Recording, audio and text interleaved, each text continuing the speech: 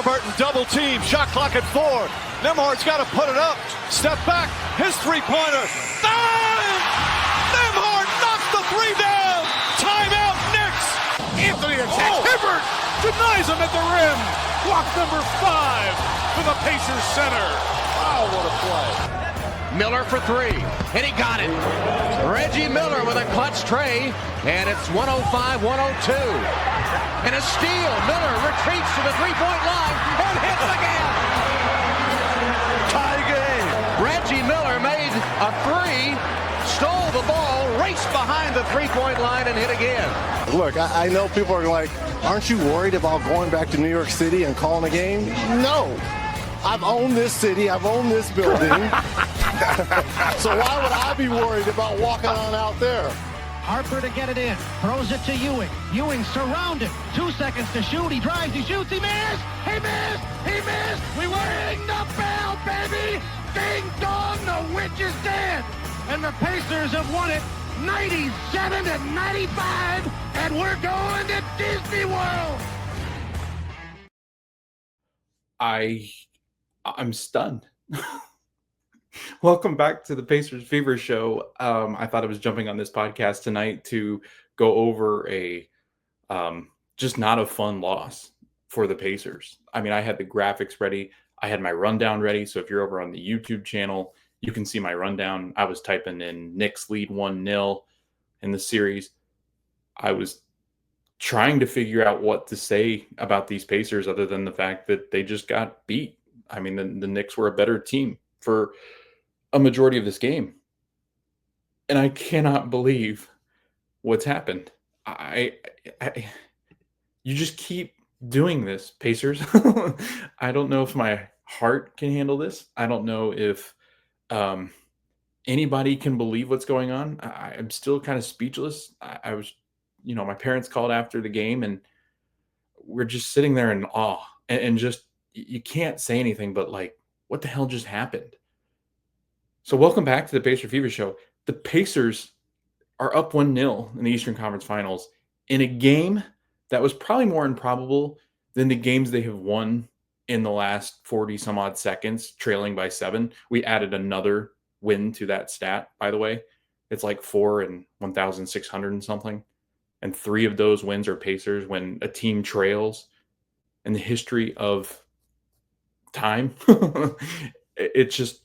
it's mind-boggling.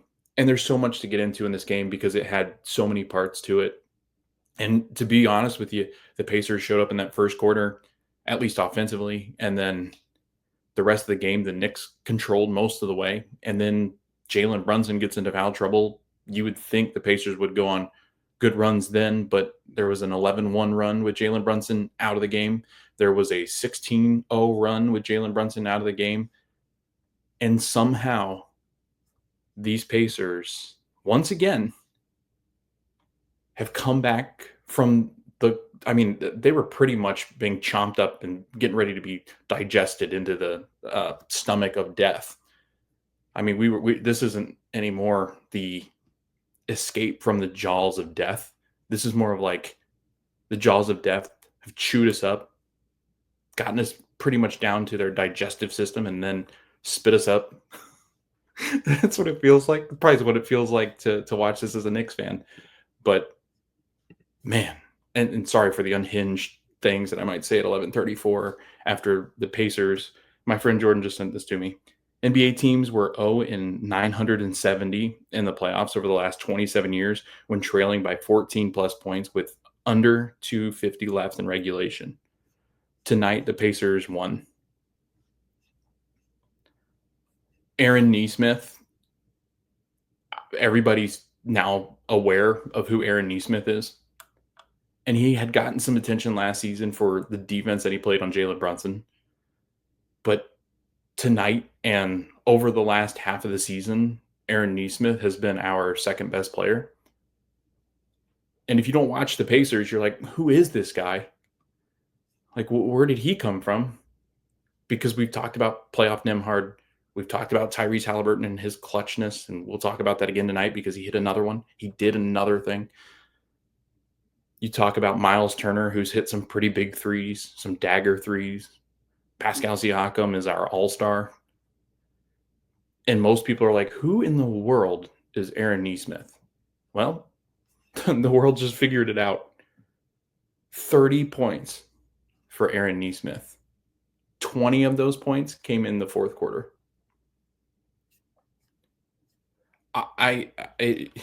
He was shooting shots.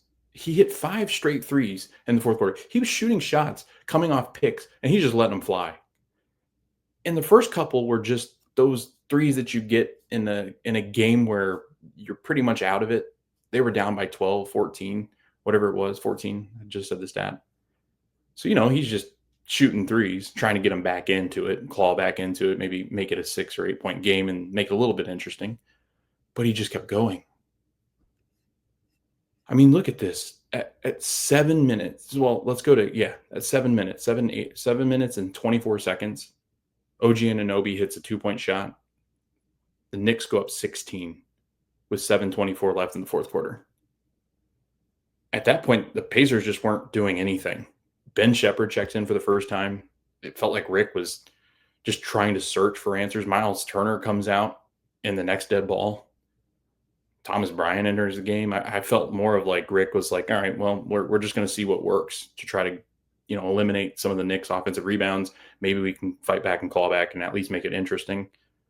But at that point, I really did. I feel like Rick was on his last resort with Ben Shepherd. Maybe he can figure out something defensively that he can get some stops. Thomas Bryant, maybe he can get some rebounds, because the Pacers just weren't stopping anyone this whole game, which is a concern going forward. But the Pacers, I felt, were almost ready to wave the white flag. Now, I know the mentality of this team. I know where we've been. I know we've done things that have been extraordinary. I know we've broken a lot of records, and different history things are out the window now because the Pacers have done crazy things to come back and win games. But when you have the best closer in the NBA, I didn't feel like the Pacers had much of a chance to really do what they did tonight. And yet, here I sit, completely wrong, after I had made the graphic because I thought the Pacers were dead. This is the first time I'd really thought, they're dead. I was ready to just start talking about how the Pacers had kind of squandered their chance because in the first quarter they were lights out shooting the basketball. I just keep getting text messages and messages from friends and family. It's just like, team of destiny. And you start to believe it after all these things happen. And we'll get to the end of the game because I want to recap what happened during the game. But I mean, just my initial reaction, I cannot believe they did this again. Like, my wife's trying to sleep right now and I'm ready to run around the neighborhood screaming. It's unfathomable at times what this team is capable of. And I really do believe that this team has the chance to get to the championship, to win an NBA Finals trophy.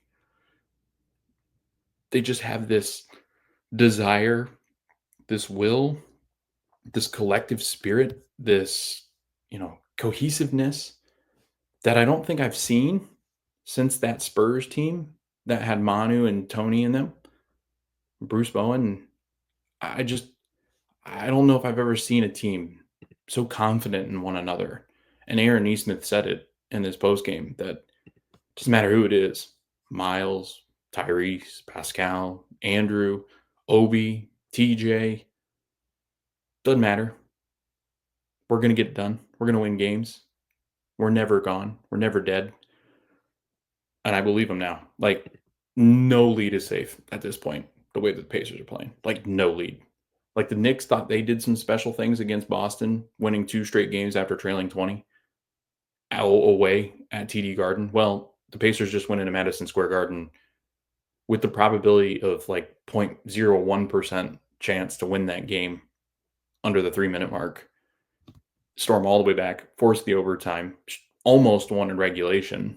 If Tyrese steps back just a couple more inches, he hits a 3 and sends the New York Knicks fans home earlier so they could get to bed, getting less traffic. I just can't believe this has happened again. I'm so excited. I there's so much of me that just wants to yell and scream, but wake up the whole house. But let's start at the beginning. My first bullet point was Knicks dominate Pacers most of the game. Well, had to change that. First quarter, Knicks outscore the Pacers 36-34. So not a tremendous lead, but it felt like the Pacers just weren't going to get stops. The Pacers started out going 8 for 8 from the field before they missed their first shot. They felt like they couldn't miss.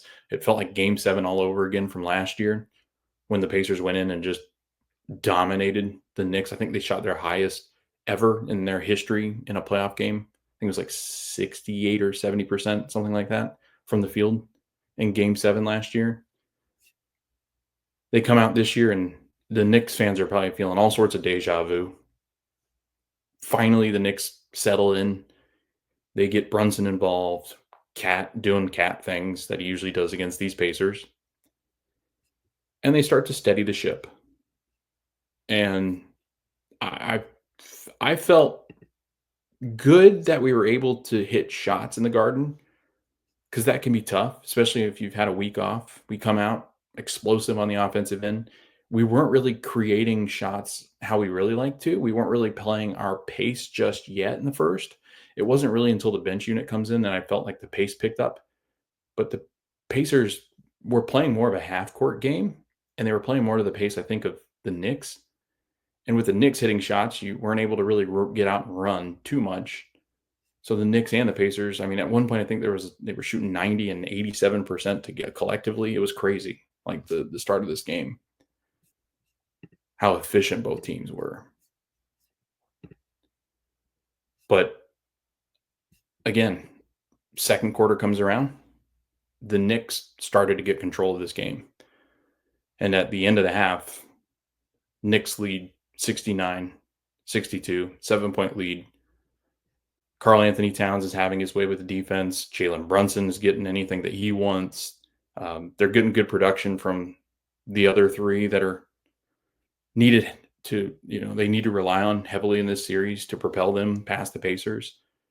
And in a night you get 43 points from Jalen Brunson and 35 points from Karl Anthony Towns, you would think that would give you a really good chance to win the game, and it should have given you a really good chance to win this game. You should have won this game. But now we're sitting here instead talking about the Pacers win. But at halftime, it didn't feel that way. It really did feel like the Knicks were in control at halftime. They come out in the third quarter. They give the Pacers a little bit of life. Pacers outscore the Knicks 25-21 in the third quarter. Pacers starting to get on a roll, playing at their pace more so than the Knicks. Jalen Brunson getting into some foul trouble. OG Anunoby, some foul trouble. Towns, foul trouble. So you start to kind of collect these fouls from different guys. It was a really physical game. The refs were letting them play. Like, there were a lot of shots that I thought could have gotten some foul calls, but didn't.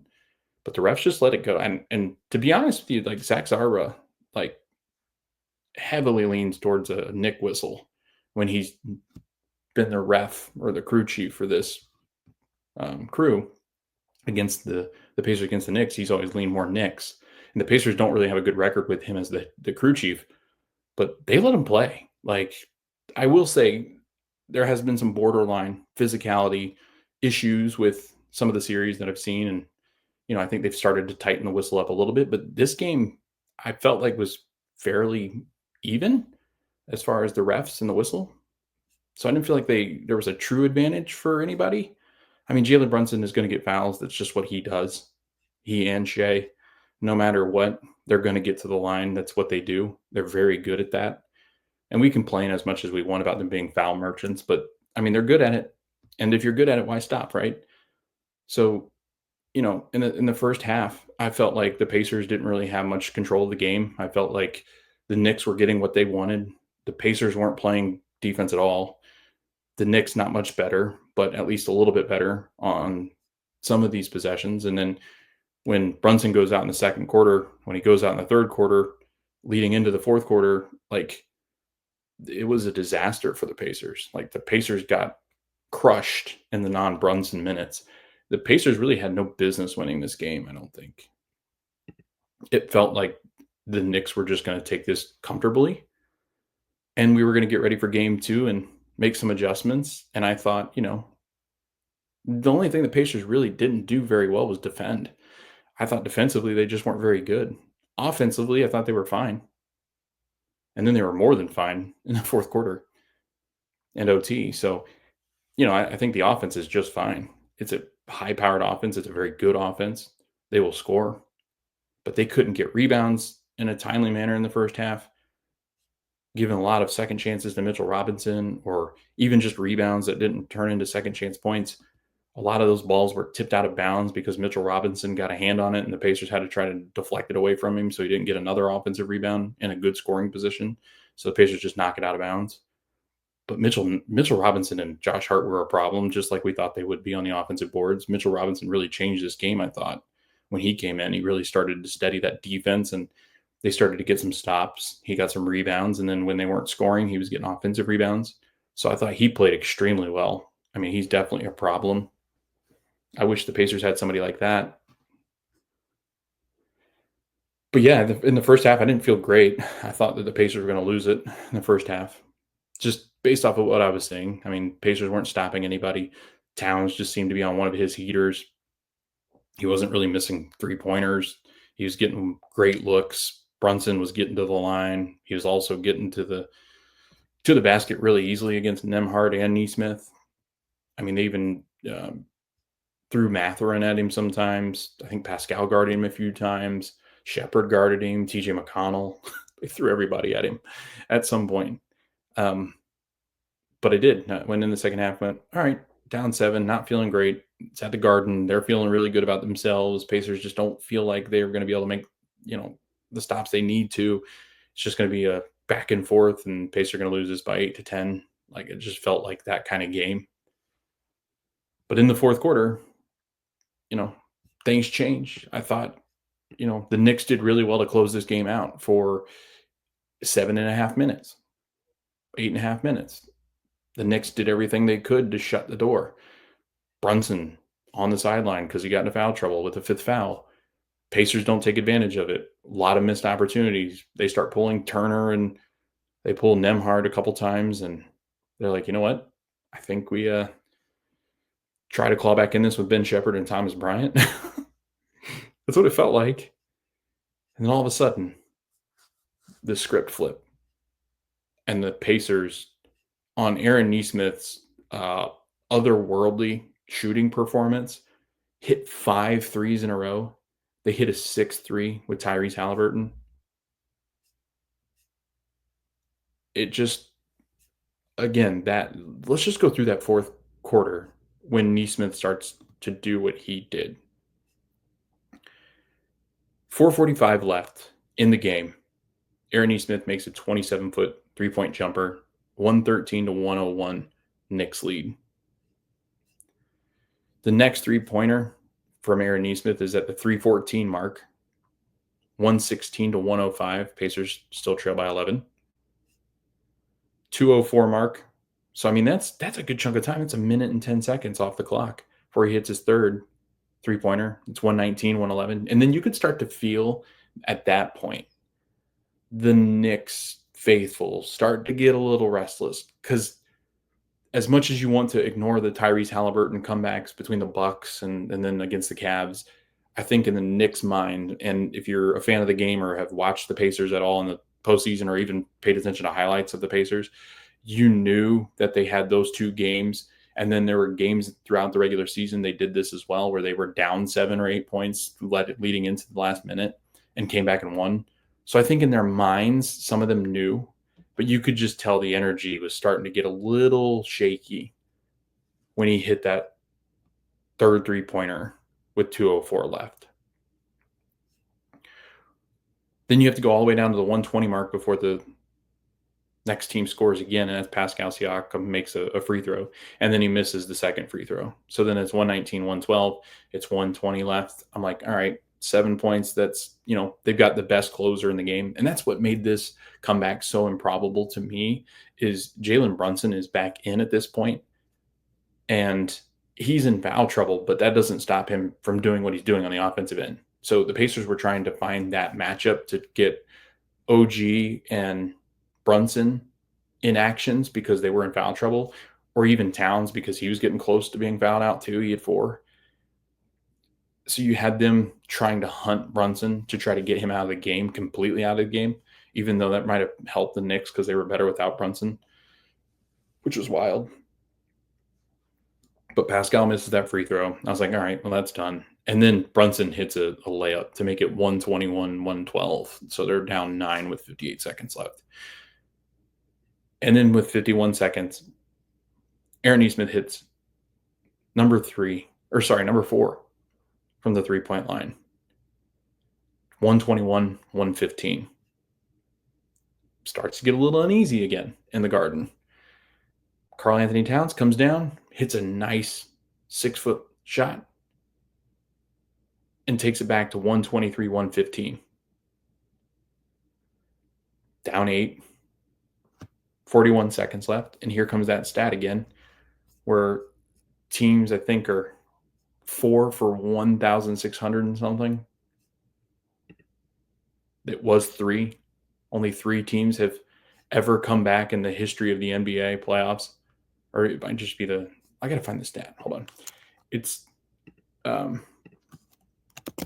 when teams trail by 7 with 40 seconds. I tried to pull this up before. Okay, there it is. Since 1996 to 1997, teams that have trailed by 7+ points in the final 50 seconds of the fourth quarter or OT in the playoffs are 4 and 1,702. They have 3 of those wins this season. So there was only one team before them that had ever done that. This year, the Pacers have done it 3 times.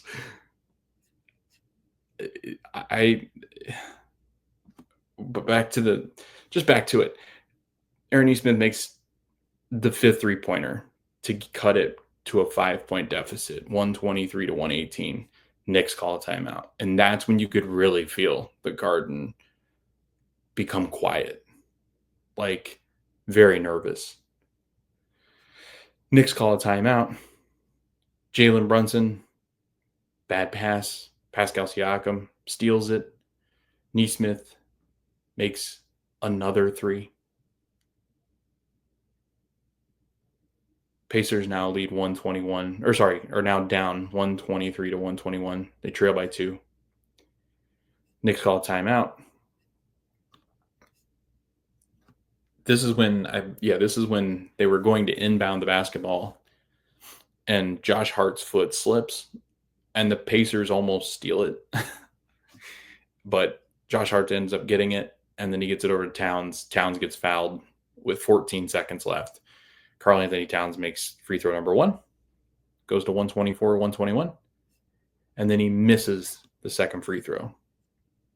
Pacers get it, timeout, 13 seconds left. They advance the ball. Then it gets into the fouling game because they had a foul to give. Aaron Nesmith catches the ball over on the 3-point line, but before he can get it off, OG Anunoby fouls him. He makes 1 of 2, 2 of 2, 124-123. Siakam fouls with 7 seconds left. OG Anunoby comes to the line, and for some reason I just he's going to miss one of these, and right away he missed the first one. Makes the second, but then the Pacers are only down 2.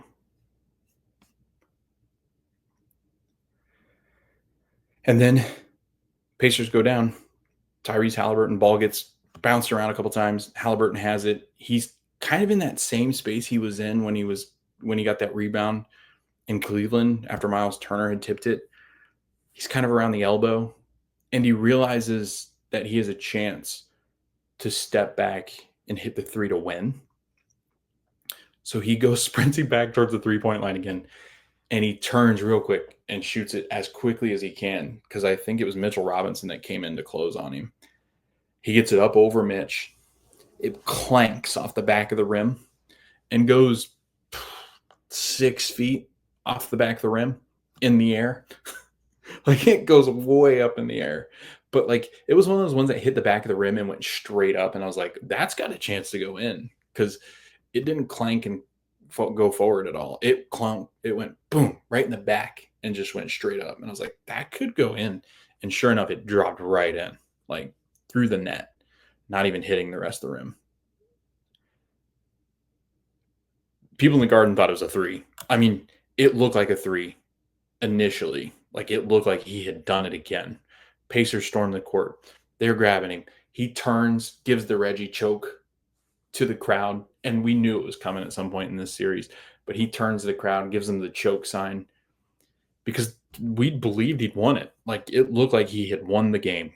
And it was stunned silence in the Garden as they were watching this review. Luckily for them, it was pretty clear that he had a foot on the line. So it's only a 2. Tie game 125-125. But you could just tell that the atmosphere in the Garden turned from jubilation when they were up 16 points with 7 minutes left. And then it turns into the Pacers tying it up and sending it into overtime with a lot of momentum. And this is a Pacer team that just won't go away. So you know you've got to put them away, especially in overtime. Overtime starts out. Pacers, they're going blow for blow, but then a couple of mistakes. Miles Turner misses a shot. Then he goes down. He goes to catch a ball, clanks off his hands. They steal it. The Knicks end up getting up by, I think it was 4 points at one point in overtime. And you kind of felt like, all right, maybe we played with fire for too long.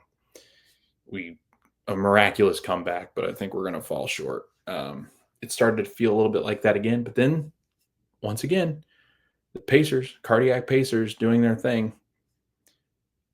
Andrew Nembhard makes a corner 3. It's 129-128. They were down 4 at that point. They were down 4 at that point. That's when it felt like if he doesn't hit that, it's going to be tough for the Pacers to come back. He hits that shot.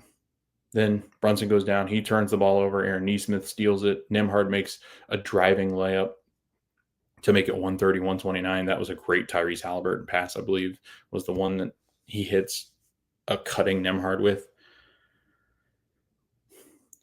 Then 144 left. Brunson makes 2 free throws. It's 130-130. And then with 122 left, Tyrese Haliburton makes a driving layup. It's 130-131 when Brunson makes the layup or the free throws. Then Tyrese makes the layup, 132-131. A minute left, minute 9 left. Brunson makes 2 free throws after being fouled. It's 133-132. So we're going back and forth now. Then Obi Toppin makes a dunk after Tyrese misses a wide open 3. Slams it back home on the putback, 134-133. Then Brunson goes down, hits a really nice floater, 135-134. 26 seconds left. Andrew Nembhard. This is the one. Sorry, this is the really nice pass. Andrew Nembhard cuts backdoor. I think it was on Bridges. No, it was on Hart. It was on Hart with a really nice underhand feed by Haliburton, who was driving the lane and saw Nembhard open up and just threw a laser being passed to him underhanded. It's 136-135. Knicks call a timeout. OG Anunoby with 20 seconds left. Out of bounds, bad pass, turnover. Obi Toppin takes it down and flushes it. It's a 138-135 Pacer lead. Knicks call a timeout. And then it's chaos because the ball, it was Jalen Brunson misses the 3-point shot. Josh Hart gets the rebound. Karl Anthony Towns wide open, misses the shot. And then at that point, it's about 3 seconds left. Mikal Bridges goes up, grabs it, and then he kind of fumbles it, and they come all collapsing down around the rim, and you could just tell the ball wasn't going anywhere. Bridges knocks it out of bounds, and then the game's over. And the Pacers are, elated because they just escaped a Game 1 loss. So, again, sorry, my Wi-Fi cut out all of a sudden. I couldn't stop the recording. But, yeah, just looking at this Pacer win now and just trying to wrap my head around it just doesn't feel real. And heading into Game 2, it's got to be demoralizing for the Knicks, and especially their fans. They'll come back, they'll fight, they'll put up a really good fight in Game 2. But this is a huge win you always need one of these first games to make it a series. The Pacers now have home court advantage, which, I don't know how much that really means because the Knicks are really good away from home as well in these playoffs. So it's a much needed win. You got out to a good start. You got um, done what you needed to get done in the Garden, and now game 2, you try to really put your foot down and make it a 2-0 series heading back home to Indianapolis once again with a 2-0 series lead against another really good team in the New York Knicks. And the Pacers are going to have a really tough challenge because it's a really good Knicks team. I'm sure they're going to come back pretty fired up after losing this game. But if you're the Pacers, got to feel good about stealing this one. Got to feel good about where you're heading as far as the offense is concerned. You're going to tighten things up defensively. You got to get better on the board. There's going to be more focus. There's a lot of adjustments that can come out of this game because the Pacers didn't play that well until late. So I do feel like there's a lot of adjustments that can be made that the Pacers can do things a lot better and focus on. So I feel like it's always better for the losing team because I think the adjustments oftentimes give them a slight advantage in the next game that they're playing because they're adjusting to what that team did to beat them. Whereas the other team is just kind of sitting around going, all right, well, we beat them. Not really much we want to adjust because we played well against them, maybe a couple tinkers. But with a team that you didn't play very well, and Karl Anthony Towns had his way with you, and so did Jalen Brunson, I feel like there's a lot of growth and opportunities for improvement. So I feel like that's where the Pacers can really look to try to improve things. On my rundown, I have defensive struggles. That's definitely something that they're going to have to address. What do you do with Jalen Brunson and Karl Anthony Towns? Do you continue to play them the way that you did and hope they're not as hot? Hope they don't have the 40 and 35 games that they had, which I think that's not as likely. Like I think they will regress a little bit. And if not both of them, one of them will. So they won't have that huge output, I don't think, in the next game. I think one of them will see some regression back towards the mean to what they normally average. But the Pacers did a pretty good job on the supporting cast. The next highest scoring Knicks player, and they were both at 16, was Bridges and Anunoby. And Anunoby, I thought, he hit some big threes, he hit some big shots, but he wasn't very good in this game. Mikal Bridges, I thought, was a lot better in this game than OG.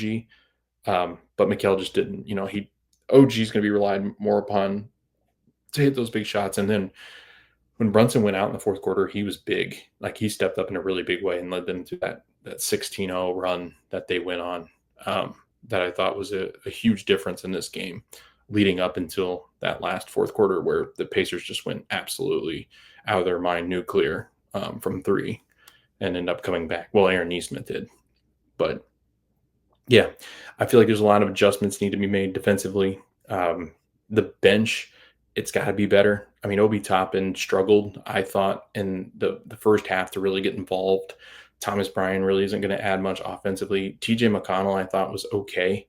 There were some moments where I thought he could have been a little bit better, but I actually felt like he kept them in the game at times whenever he was in for that bench unit. Mathurin was like he had some good moments, and then he had some really bad moments, and then he takes some bad shots, but that's just kind of what you get with Ben. So he didn't really have much of a game. And then Ben Shepherd comes in for 7 minutes, and that was when Rick, I felt like, was at his last resort, and he was just going to see if Ben Shepherd worked against anybody, and he somewhat did. So I imagine we'll see more of Ben Shepherd in game 2, and you see more of that 10-man rotation, or you could even see a moment where Mathurin's minutes start to kind of dwindle like they have in the past series where, Ben's getting 14 to 15 minutes, Shep's getting 14 to 15 maybe. So maybe you start to see a decline in Mathurin minutes, but I thought Ben was really good. He's a plus 14 in this game. He's aided by the fact that Aaron Nesmith hit tons of threes when he was in. But yeah, I think the bench, again, could be better. It is the advantage that they have over the Knicks. It did beat the Knicks bench in scoring. The Pacers had, 18, 22, 31 bench points. And then that's compared to the Knicks 17 bench points. And at the end of the day, that ended up being a really big deficit. It doesn't help that Towns went for 35 and Brunson had 43. That's 78 points combined.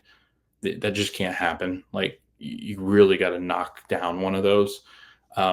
in scoring. And I think Towns might be the one that you can impact more than you can with Brunson. Brunson's just going to get his, and he does it every night in the playoffs, it seems. That there were times last year where the Pacers played him well defensively, more so at Cambridge when Aaron Nesmith was guarding him. But when he's at the Garden, he's just so hard to defend. Brunson is. He gets a good whistle. I think it's a little bit more lenient at home than it is on the road, but he's just a killer. I mean, he's such a great player. And he's so clutch. I mean, in the fourth quarter, I didn't think we had much of a chance when we were down 12 in the fourth with 7 minutes left, because he is the closer. I mean, he is the guy that comes in and just makes sure you cannot come back and win games against them at home. So he didn't do that. He had the 5 fouls. I think he did his best to try to keep them afloat as the Pacers were surging towards them. But again, the Pacers just were unconscious for 3 and caught up quickly. So I don't think you'll get that much out of those two. But the reason why I was talking about bench production, I thought the Pacers weren't that great on the bench, but they still outscored the Knicks by quite a bit from those bench units. So kudos to the Pacers. Hats off to them. They just got to get better at rebounding the basketball. Adjustments needed, like I said, defensively, on the boards, play with even more physicality. I feel like they did play pretty physically against the Knicks. There's a lot of full court pressure. I think you just got to continue to do that and wear them down, because if this gets to game 5, this Knicks team, especially after tonight, is going to be absolutely worn out. There's times where OG Anunoby can barely get up the floor. They're so slow to get up the floor compared to the Pacers. I mean, they just kind of like stumble up half court. And then the offense starts because Jalen Brunson starts dribbling around. But yeah, it's a totally different pace to what I'm used to with the Pacers, that it just looks funny because it looks like they're not running up the floor. It just looks like they kind of like slumber their way up there, and it's very strange. But yeah, Pacers, I think that's the adjustments you need to make defensively and offensive rebounding. But that being said, I keep saying that offensive rebounding, and people are like, well, the Pacers won the offensive battle, like the offensive rebounding battle. And I said, yeah, but they just, in that first half, the reason why the Knicks were in this game and doing what they were doing offensively was a lot because of what the Pacers weren't doing on the defensive rebounding side. I mean, I feel like the Knicks just dominated the Pacers, but when you look at the stats, the offensive rebounds for the Knicks was 13. Pacers had 11. So it wasn't like it was a tremendous margin for the Knicks over the Pacers, but it just felt like second chance points killed the Pacers more. Like, I don't know why it felt that way, because the Pacers ended up outscoring the Knicks there too, 23-21.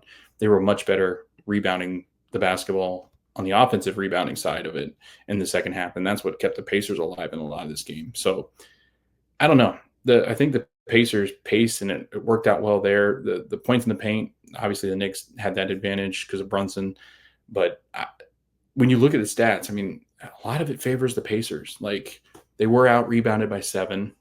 I believe the Knicks at one point had 9 more shots than they did, but I want to check that out now because of the Pacers rebounding effort. Field goals, Pacers got 100 shots.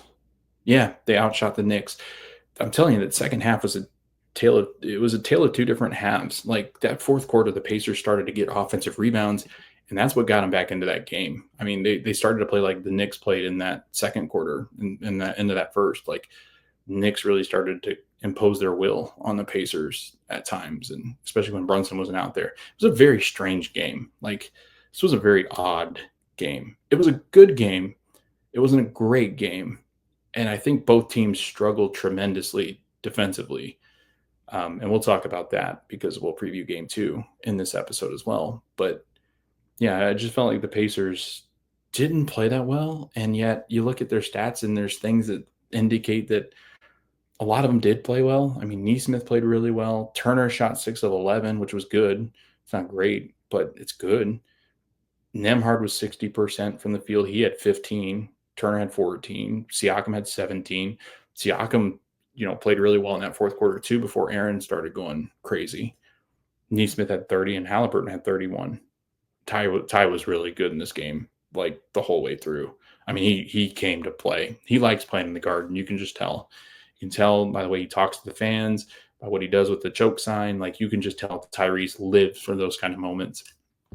And boy, did he deliver in the 42 minutes that he played. He was a plus 15, which was best on the team. So even with Nesmith going crazy, who had a plus 10, Haliburton had a plus 15.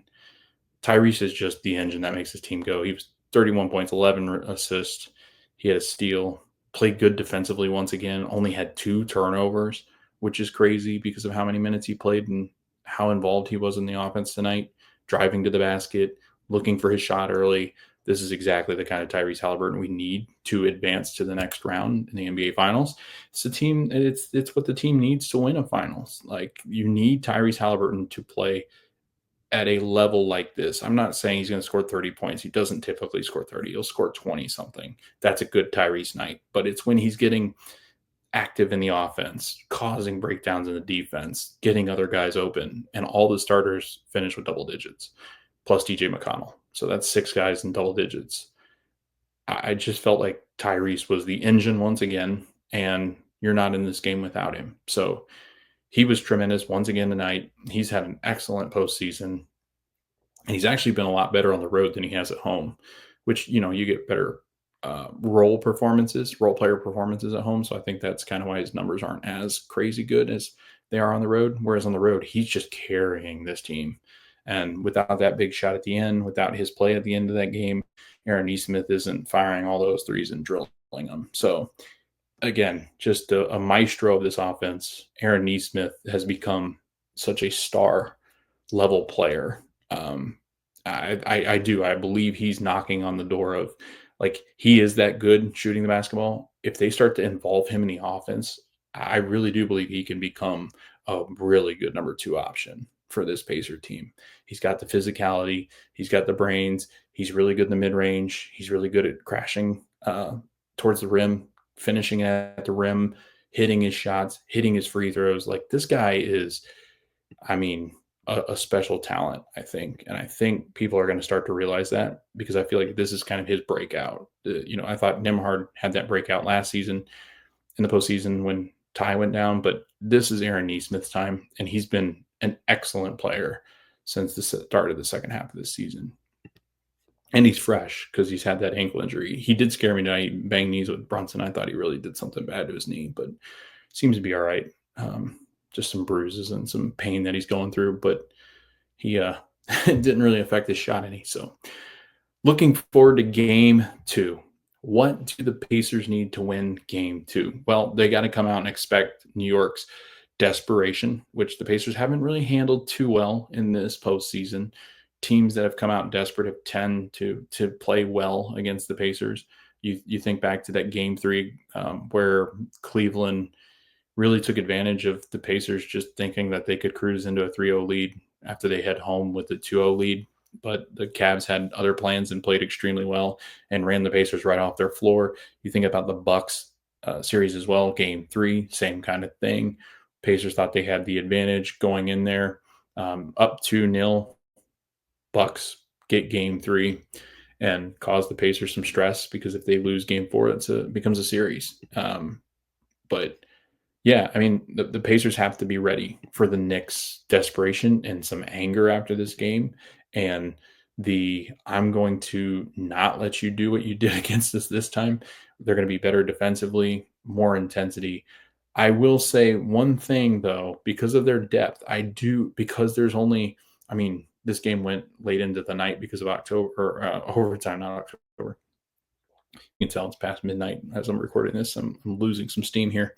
You could tell towards the end of the game, Knicks got tired.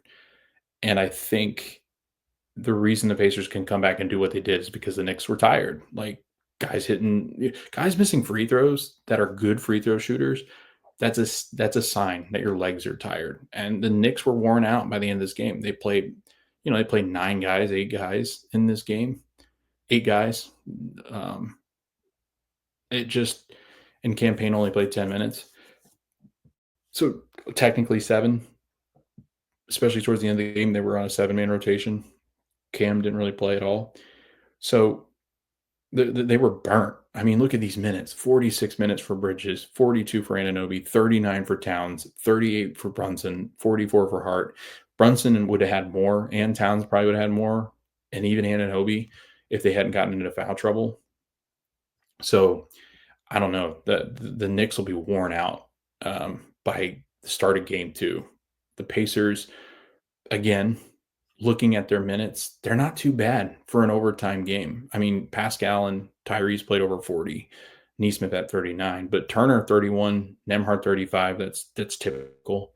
So again, they're going to be well rested, and that depth helps. Like if they are a little bit tired, they can spell their guys because they got 5 guys they can rely on the bench. So the Pacers are in really good shape. This overtime was probably worse for the Knicks, like even worse than the loss, obviously, because they now have to come back on Friday and play. So less than 48 hours, they have to play another game.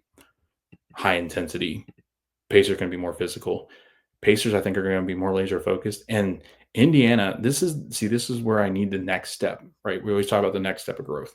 This is a next step for me. When they're down on the mat, can the Pacers put the ultimate pressure on them and at least make this a game where it comes down to the wire and Pacers maybe win it?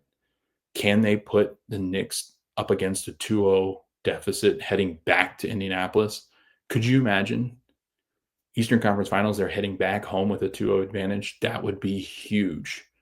So we will see. But typically, the Pacers have not handled desperation very well. Knicks will be ruckus. Knicks crowd will be ruckus, just like they've always been. So it's going to be a very difficult game, much more difficult than this game to try to beat the Knicks. But I don't know, a lot of pressure on the Knicks. Like every single bit of pressure right now is on the Knicks because the Pacers know they have the home games to kind of fall back on a little bit.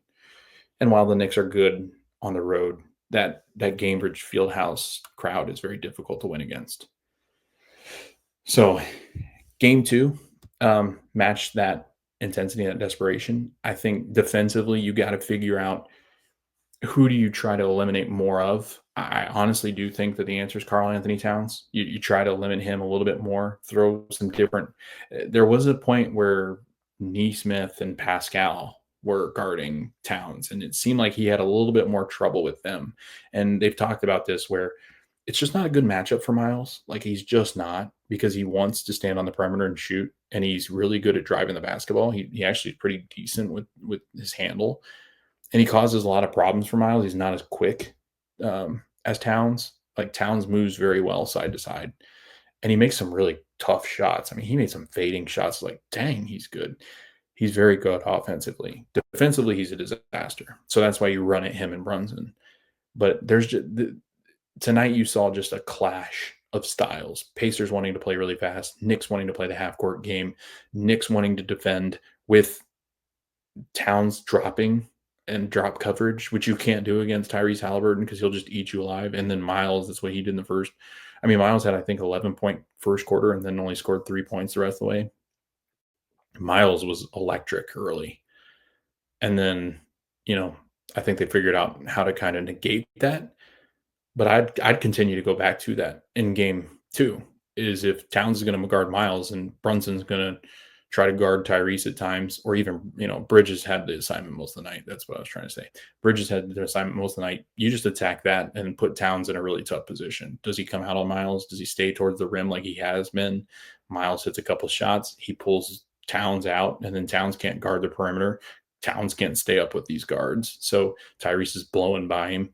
Nembhard's blowing by him. So I think Towns is just such a liability, where I think that's another thing too that you can think about, is that although Towns adds a ton offensively, he causes so many issues defensively because he's just not a good defender, that you kind of can counter his scoring abilities with your own abilities to score.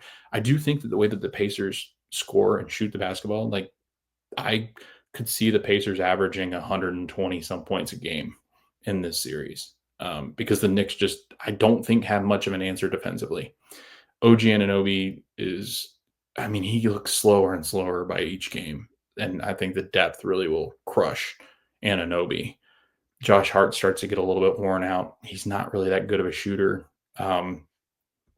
He hits 1 or 2 threes a game, and that's about it. But yeah, I think the Pacers just continue to attack that adjust back to what you were doing in that first quarter and then in that fourth quarter where you're just attacking the weakness of Jalen Brunson and Karl Anthony Towns, taking them on screen. Mikal Bridges even has a really difficult time guarding Tyrese. Like, he's a very difficult person to guard for Mikal Bridges because Bridges is just not that fast. So I think it's such an interesting series because defensively, these teams are going to struggle against one another. So it's a matter of like whose offense is going to be better. And I mean, early on, it looked like we were going to get Towns and Brunson just running away with it. And they scored 70 odd points.